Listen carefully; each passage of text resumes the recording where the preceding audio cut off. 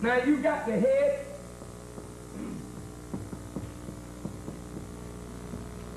and you got the body. The head, of course, is that which creates satisfaction for the body. The body has urges that send messages to the head. The head thinks and satisfies urges, needs, wants. Now, since all of us are the same, basically we're the same. What you want, I want. What you need, I need. You need air, water, earth, food, clothing, shelter, education, love, peace, happiness, right? Yes. Comfort. Yes, sir. And the union of male and female, yes. The procreation of the human species, and at some point along this road, death comes. Can't help it, right? Right. Now, even though we don't like death, we just don't like that fella. Right. He's a mean old dude, ain't he? But you can't have this without this. Do you know when you breathe in the air, these are living atoms. When you breathe it in, you change their form. They die that you live. You eat the vegetation of the earth, it's alive. When you put it in, you change its form to an energy to keep your life going. So if that didn't die, you couldn't live. The chicken wanted to live too. Teach, minister, teach. Good teaching. The fish wanted to live too. Yes. But you ate the chicken tonight. You ate the fish tonight. Hope you had something good to eat. Or you ate the hog tonight.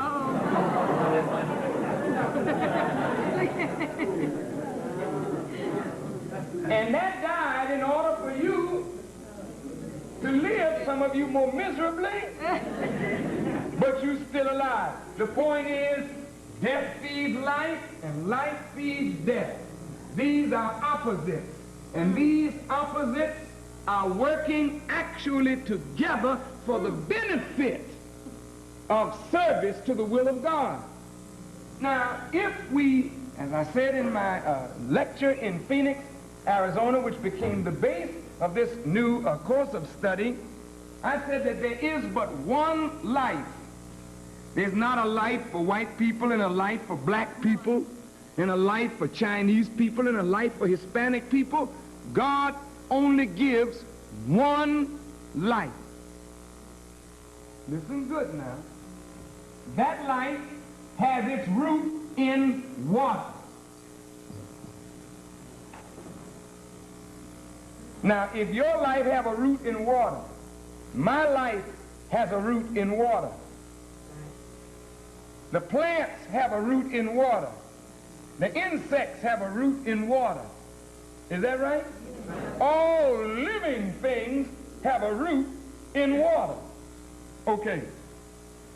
Then if water is common to all living things, and it is, then there's only one life. Right.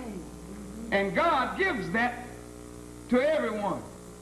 On the human level, God only gives one life. Now, look at this. Water has three forms. As matter can be liquid, solid, or gas. Is that right? Yes, sir. Water is liquid. But if you boil it to the 212 degrees, you get a gas. And that gas is called what? Steam. And the nature of steam is it rises. The difference between steam and water, water seeks its level, steam goes up. Is that right? Yes. But when you freeze water below 32 degrees, it changes its form, and it becomes what? Ice. but there ain't but one life. If you thaw the ice out, you get water. If you heat the water up, you get steam. If you cool the steam, you get water. If you cool it further, you get ice. And you can keep this thing going forever. So what is ice today could be water tomorrow, could be steam the day after. And what is steam today could be ice tomorrow, depending. Yes. Now there's a lot in this. Now look, if there isn't but one life, where the hell does this devil and stuff come from?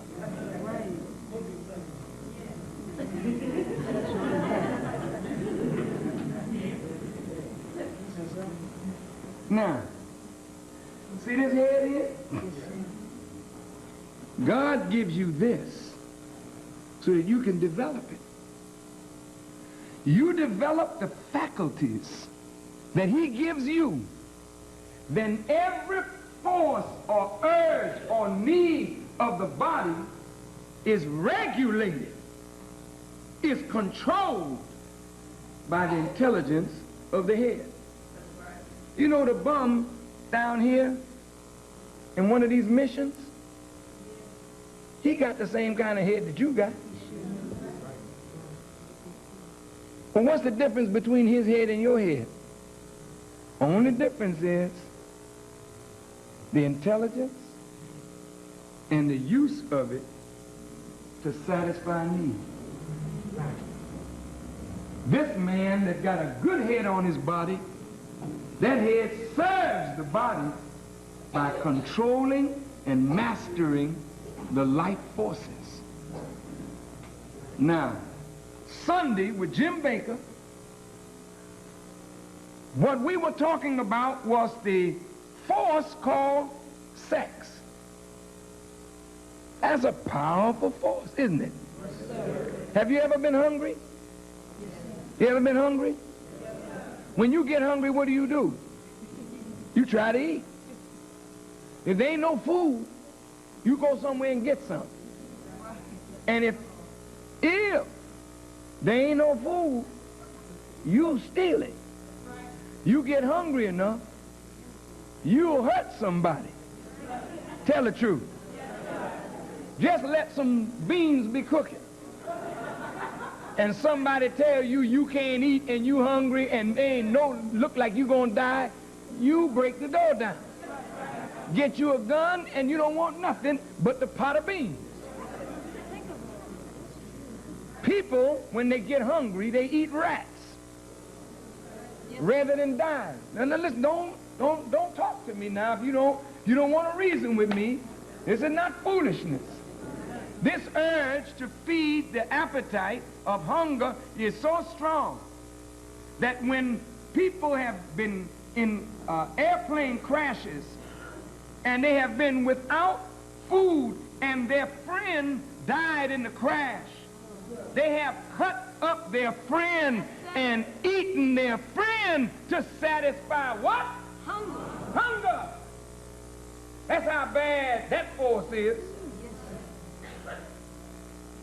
So you don't even know what you are as long as there's some food around. You didn't hear Brother Farrakhan. As long as mama got the meal on the table, you don't know what you are. But when you lose the ability to eat, to get food, and you get hungry, the people, the Palestinians in the refugee camps, when they rung those camps with soldiers and wouldn't let no food go in, they began eating rats and cats and whatever they could find. Because hunger will make you do that. And the Bible says that that day would become so bad you would look as you say you love your child. Get hungry enough and you may eat your own young like some lower animals do, because you don't know how powerful the urge to eat is until you are without food. And this is why, beloved, in the Muslim world and among righteous people,